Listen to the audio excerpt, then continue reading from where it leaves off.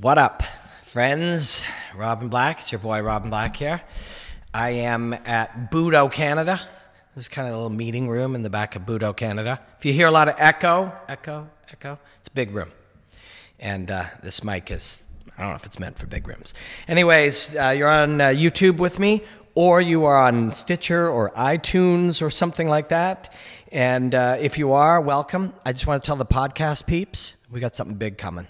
Within the next month, something big, real big. And I will tell you more about it later. But so today, what are we doing? A couple of things. We are talking about Frankie Edgar versus Brian Ortega. And when you're watching this, I don't know, but within 24 hours, probably more like 18 hours of this coming out, on the YouTube channel, I'm going to examine Tony Ferguson versus Khabib Nurmagomedov. Click on videos, and the one right after this will be that. And why am I telling you that? We are going to weave the concepts of what's happening in these two fights together. Could I talk about them together? Yes, but I thought if I examined this one, Brian T. versus Frankie Edgar, through the lens of what we're doing today, it would point me in the direction of how to look deeper into it with Khabib versus Tony. All right? Super pumped about both these fights. What if you see this here, this glove, and if you're on podcast, you don't see shit, but there is a glove sitting in the foreground. My phone is next to it. On Periscope, we like to bring people in live because we're not live on all these other things yet. But so when we're looking at fights like this, I am a broken record. I like to talk to you about, share the ideas that there are many different ways to examine it, and sometimes our systems are our weaknesses. When you try to, what they call in business, you'll hear this when Mark Cuban is talking about shit on Shark Tank or whatever. They're like, how do we scale this? In the desire to make a breakdown or analysis and then make 1,000 of them, you have to build systems. If you make burgers and you want to make 1,000 of them, you build systems. And in 2017 and beyond, the system itself is the flaw because people get tired of the repetition. And in a world where everything has been systemized and everything has been scaled, we're bored as shit. So, and even if we don't know we are. So, which is why we're all over our phones. So I like to look at fights in different ways. And the way that is most interesting to me is to watch it as a living art form, and to watch the fights itself, the system of fighting that we watch develop in this global experiment that is UFC and mixed martial arts, to watch as we hit walls of what can be accomplished or what we believe, and how the game, the coaches, the fighters, the sport itself solves these problems. Competition in and of itself finds weaknesses. And the best competitors and the people who evolve the best and the people who push the sport or an art forward find those weaknesses and then solve whatever the problem is. Okay? What the fuck am I talking about? What? I missed doing this, by the way. Mark was away for 3 days, and then I was away for like 3 weeks working on the new podcast thing that we're working on and working on my live show in Ireland and all this. And sitting down and train of thoughting this is just thrilling me right now. But so we're looking at the weaknesses. The systems start to be reproduced. We see that in everything. Fighting itself, how did that happen? Gyms all did exactly the same things. How do we practice a single? We practice a double. We defend it. We practice this at this distance, this at this distance. We'll cage wrestle this way. The correct way in cage wrestling is to grab the wrist or the bicep. The incorrect way is this, and so forth. And we scaled fighting. Coaches did it. People did it in television to be able to. The UFC did it so that they could show many things. We scaled the art of fighting. For consumption, for training for fighters and coaches, coaches would now have 50 pro fighters and they'd have to train them all the same way, to a degree. And then the UFC would have 50 shows a year, so they'd have to scale how that is consumed. And people would have to broadcast those and they'd have to scale that, all of it. So weaknesses get bred into it. And one of those is going to be at play in fucking the most fascinating way with Brian Ortega against Frankie Edgar, and even more so with Tony Ferguson Oh, hey. So on my Periscope here, somebody is live from a hospital in Philadelphia. Thank you so much, Robin. Hey, man, thank you. I hope you're feeling all right. And if you're not, I hope you get better.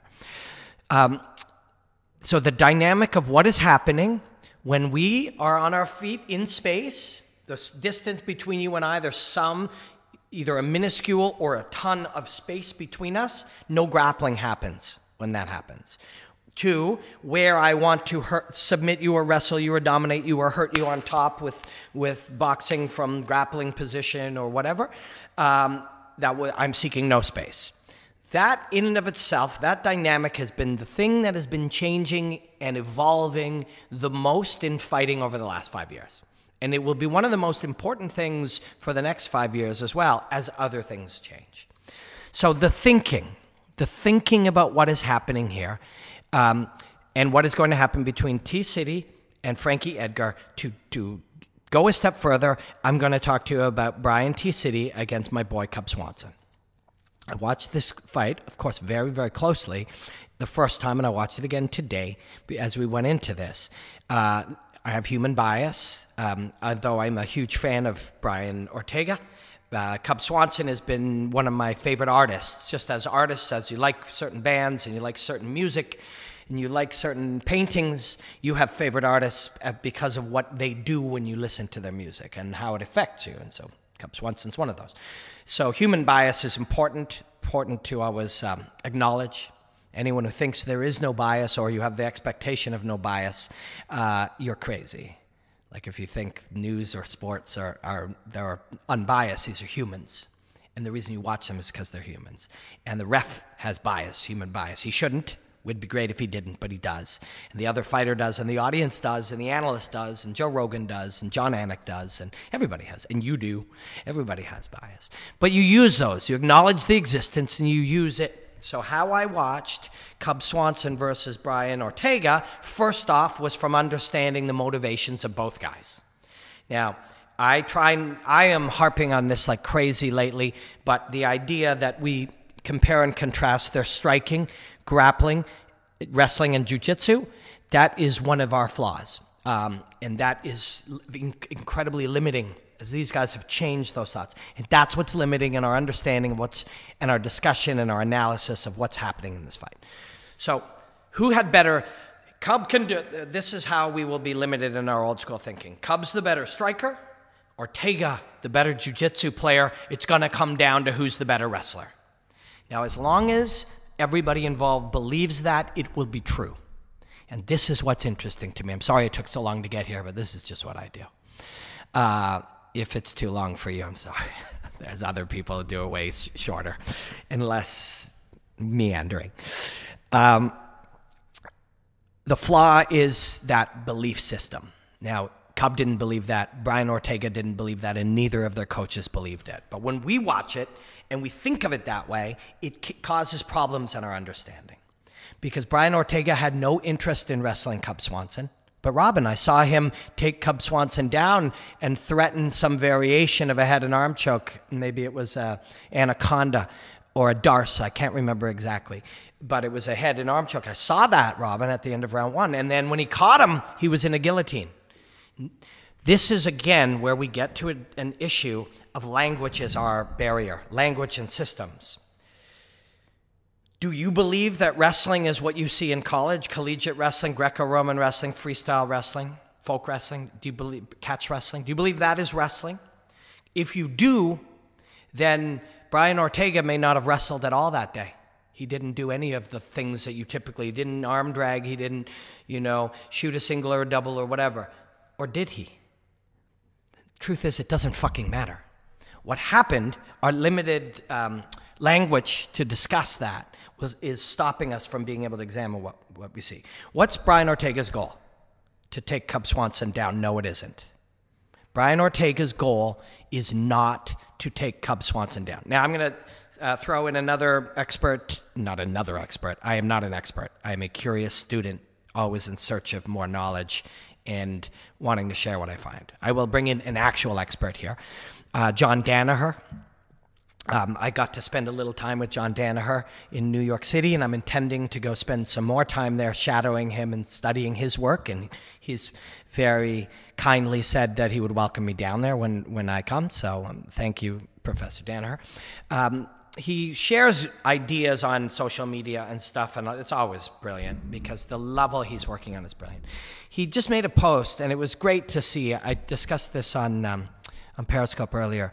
It was really brilliant to see that I was on following the same curiosity as the professor was expressing some thoughts on, because it was so rewarding to be curious about something. How and why is this happening this way? And then have an expert and a genius say, well, it is for this reason. So he made a post on Instagram talking about the goals of grappling, or the goal of going from being I'm trying to be selective in the words that I use because our words are limiting us, but to go from being on the feet to being on the ground when you are a jiu-jitsu player, and then the carryover to mixed martial arts, similar but not exactly the same. The goal is not to take you down in wrestling, the sport of wrestling. The goal would be to pick you up and take you down with power or cleanliness or effectiveness, to land you in a position where your back is flat, or I've used lots of amplitude, I believe was the term he used. In fighting and in jiu-jitsu, Brian T. City's goal was not that. He had no wrestling as we see it, the idea of getting a hold of you and picking you up and throwing you down to make you land in a judo too. Judo, I seek to make you land in a particularly specific way, and then I get a lot of points for it. In wrestling, I get a lot of points for this, so it has shaped my goal. In jiu-jitsu and the carryover to free fighting, or mixed martial arts as it's currently called, well, it's not the same thing as it was when we originally called it that, but that's still what we call it. The goal is not that. Brian Ortega's goal against Cub Swanson was to, if they go to the ground, we don't do it with high amplitude, we don't do it to land Cub a particular way, we don't do it to score, we don't do it to hurt him. We do it to be in a position to dominate him, to be in a position to pass him, to be in a position to physically control him, or best of all, to be in a position at an advantage to submit him. And those are the two times that happened. Now, there are two very different times. One was, while playing other particular things, he gets over top into the head and the arm in whatever way he was controlling it. Cub's arm trapped, him over top. Now, you could take him down with that, but instead he made Cub react, and then there was a sweep involved, and then he was attempting to submit him. No traditional wrestling was involved. Doesn't mean wrestling is not important. Wrestling is beyond important. It's just the more you wrestle, the more. My option as an athlete and a coach is to learn to be as good a wrestler as you, but I never will be if you've done it for 25 years, and that's your specialty, and mine is jiu-jitsu or kickboxing. So I don't have to out-wrestle you. I don't have to defend your takedown or get a takedown. I have to get in a position to submit you. So Brian, at the end of round one, so this is the answer. So the answer was, I'm the better jiu-jitsu player, I'll take you down. The strikers or wrestlers became decent strikers and said, no, you won't. I'll stop you. My takedown defense is too good, and your takedown offense is too weak. The answers became, why don't I get to a position where I can attempt to submit you? There are a number that we see now. Oh, did I mention, I think I did, that Tony Ferguson versus Khabib will be a companion to this, which will be within 24 hours, or just seek the videos. We'll go further into this because the goals will be different, but still connected to this idea. Brian Ortega doesn't need to out-wrestle Cub Swanson, and he certainly can't fucking out-wrestle Frankie Edgar. Go put him on a wrestling mat, say you're wrestling, there is zero chance. Brian is much bigger. Brian is a great martial artist and a great combat sportsman, and he can absolutely beat Frankie Edgar, but he cannot out-wrestle him. Never. And I don't say never or always very often. But Frankie Edgar would absolutely destroy him in wrestling. So we cannot out-wrestle him. So we're fucked. We have to knock him out. No, we don't. We don't need to out-wrestle him. He didn't need to out-wrestle Cub Swanson. The two of the main things that we're seeing is in particular positions. Mark, make sure that I'm good here. While either getting up or working against the fence, often this is exposed, and you see people lace this and then begin to climb to my back. We've seen submissions from there. We've seen guys get to the ground from there.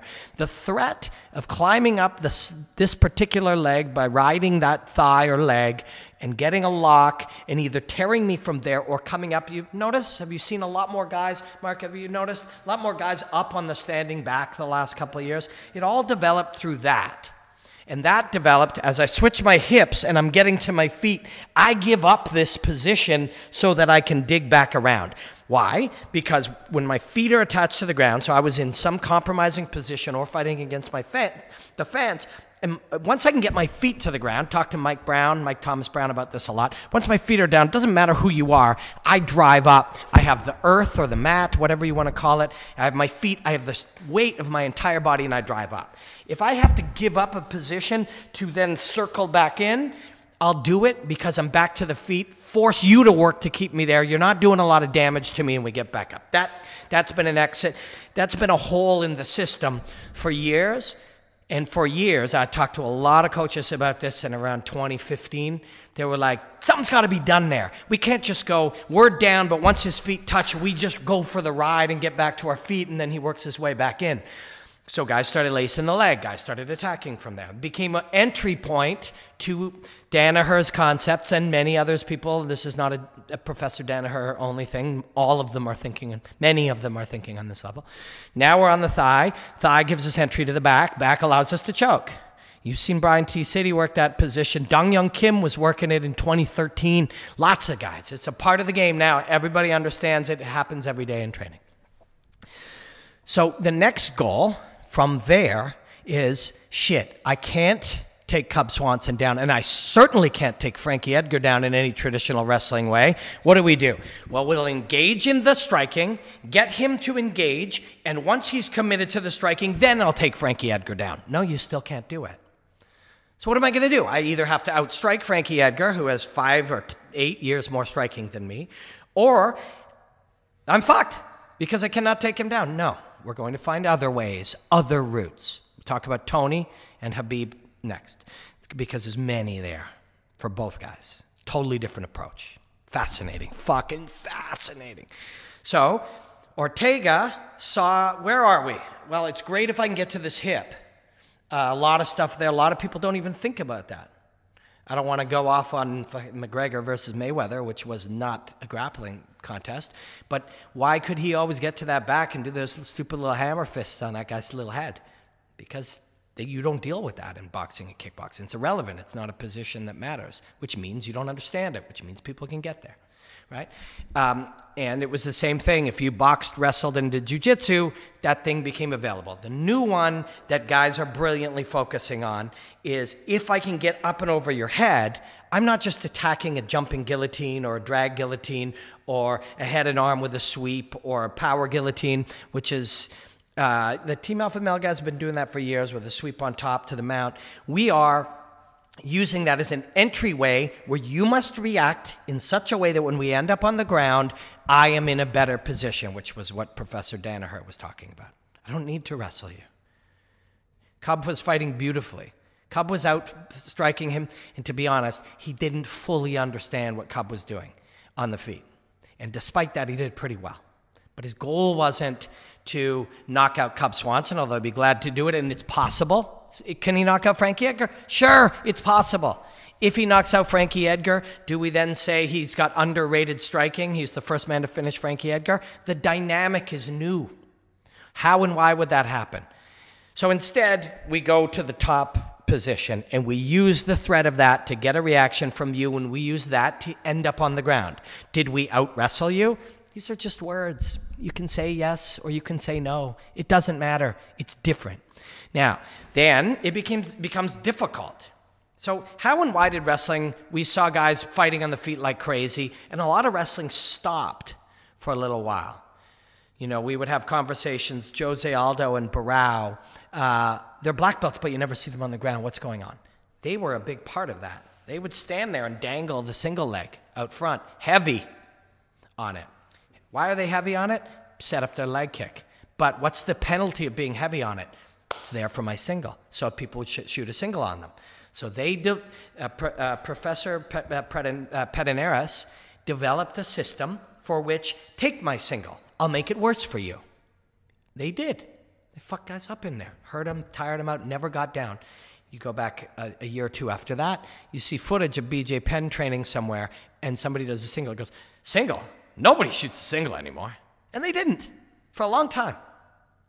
And a long time is like 16 months. But that's a long time when there's fights every week. 10 fights a week just in the UFC. And then you add 30, 50 more important ones globally.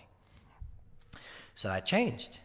But now, in that second takedown, I believe Ortega shoots in to the single leg. He has no intention of completing the single leg. Okay, sorry. He does. You have to have intention. But you also are aware it's probably not going to work. When I want to sweep you from guard, I must intend to Kimura you to get you to react, and then I intend to guillotine you to get you to react, and then predictably I try to sweep you. Doesn't mean you're not really intending. They do. Every choice is intended. Am I going to punch you or go to the double? I have to be serious about both for either to work. So, but he goes in, it doesn't work. You use the single now, so it's a partial wrestling. I didn't get the takedown, but you didn't defend it either, because I used the single as an entry. So the single leg has become an entry point to then, I think a really good example of this is Miesha Tate in round 5 against Holly Holm. So it's a couple of years back, you've already been seeing it. It's been there for years. From that single, either reach the far hip and use it to get your back to get you down, or reach the far shoulder and use it to climb. The single became an entry to other grappling, which were become setups for being able to attack submissions. I know this is a meandering path, and I know in many cases you'd be like, I don't give a fuck. Did he take him down or not? I'm just really curious about this stuff. I also find that 2 years from now, studying this and understanding the difference will enrich my enjoyment of this already beautiful thing. But so now I know we spent a long time, and I say we, I did. I'm at fault. I'm the culprit. Spent a long time on Ortega versus Cobb, but it was the right answer. He's fighting a brilliant fighter who's a brilliant jiu-jitsu player, who's solidly able to stop the grappling that he attempts. So he uses it to threaten something and uses that threat to get to the ground. Round 1, didn't submit him. Time was an issue, but even if it wasn't time, Cub has a game to get out of that. And in round 2, got him. So that concept is exactly how you have to fight Frankie Edgar. Because if we go back to the old school of thinking, we have to either outstrike Frankie Edgar, or if we can't, we have to out-wrestle him so that we can grapple him. And I guess the long and the short of this is, and this is part of what I enjoy, and I hope some of you enjoy it as well, is that I get to try to find ways to be more concise by doing these long-form things. So when I do a 1-minute breakdown on Instagram, all of this thinking has been distilled down into a smaller thought, so it can be done in 1 minute. I literally, if you don't follow me, it's at Robin Black MMA, and I do 1-minute breakdowns almost every day. I've got one of those up. And in 1 minute, we'll talk about those things. But how can you talk about those things? You have to distill the true meaning of it. So I guess this is the long and the short of it, is we believe wrongly that I must out-grapple you, out-strike you, out-hit you, kick you, punch you, elbow you, the basics. Or if I can't, I have to be able to wrestle you so that I can do my thing and submit you. If you have better takedown defense than I have takedowns, I will fail, and therefore I am fucked. And that's just not true when it comes to T-City, Brian Ortega. He will admit that he cannot take down Frankie. And again, these are generalizations. Absolutely could be wrong. Double leg fucking catches Frankie Edgar. He's watched this video and goes, he's not even going to try to wrestle me. So it's possible. But philosophically, from a strategic, art of war approach, all I need to do is enter. When I get to, I'm Brian Ortega, when I get to the single leg, the goal is not get the single or convert to the double or go like George St. Pierre, low on one and high on the other, any of these old school approaches to take you down. The goal is use that entry to start to implement my game of positional dominance and submissions from this entry point.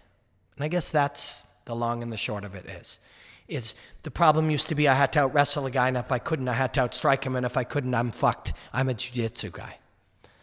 And the answer used to be, so I'll become a better wrestler and a better striker, but that's not going to be good enough against Frankie Edgar. So the new answer is, I don't have to out-wrestle him to submit him. In fact, his wrestling responses are what I will use to take him into a bad position. I'm going to get way the fuck out in left field here, and maybe this is where people are like, hey, I was with you, and I just left. But, and partly I have my friend Joe Rogan to blame for this, because he's 100% right, and it's fucking hilarious, and he shows these videos of guys doing bullshit martial arts all the time, and it is bullshit, and it's fucking hilarious. But Aikido isn't inherently a joke just because 75% of the stuff you see on the internet is a joke. Aikido actually was a principle once upon a time. Mostly it's bullshit now, but once it was a principle of non-resistance.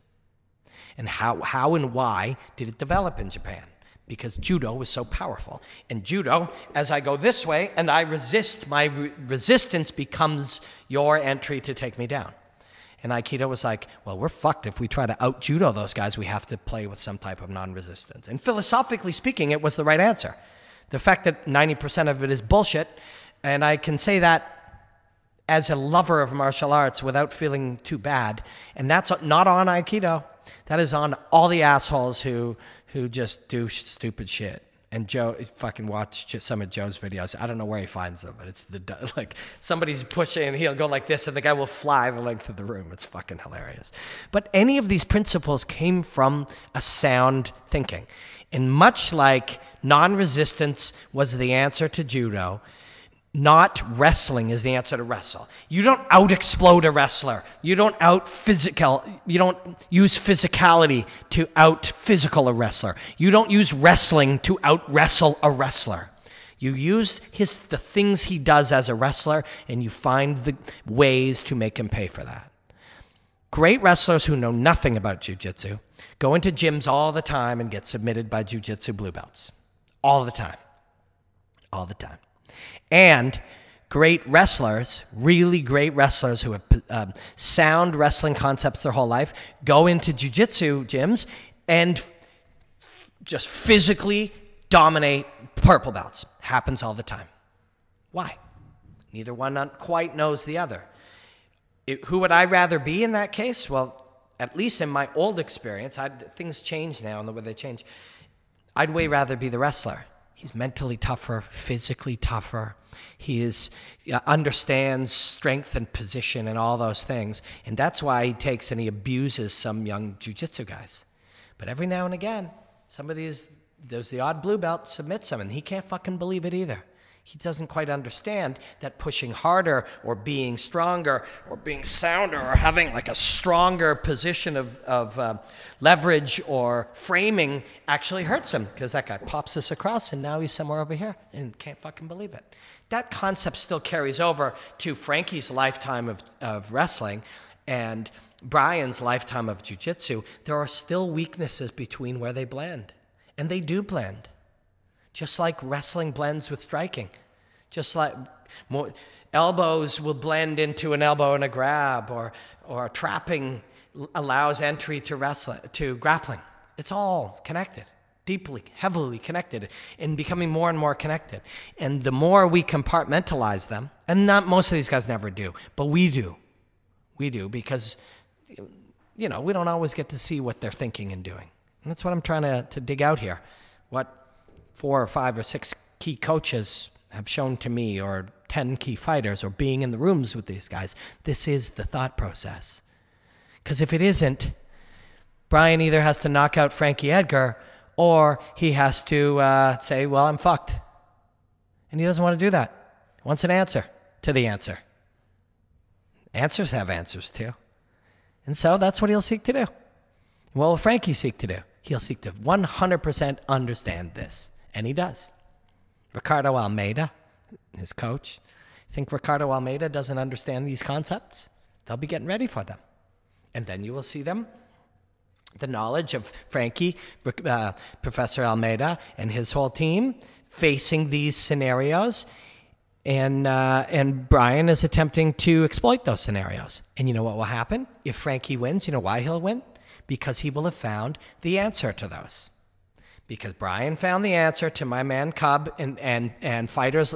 Cub was the guy he came up against last. Wasn't an answer to Cub, by the way. It was an answer to a problem. And he found the answer to it. Now, Frankie will seek to find that answer. And the best way to do it is to hurt him for it. Penalize him for it, or get a dominant position on him. Because he ain't fucking shooting a double on Frankie. Might knock him out, it's possible. Never been knocked out before, but that doesn't mean shit. It's never meant shit. Never did.